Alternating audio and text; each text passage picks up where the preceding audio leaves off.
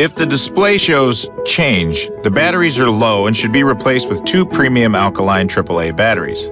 To replace the batteries, install the batteries along the top of the base. Removing the thermostat from its base may require extra force. After replacing the batteries, simply reattach the faceplate to the wall.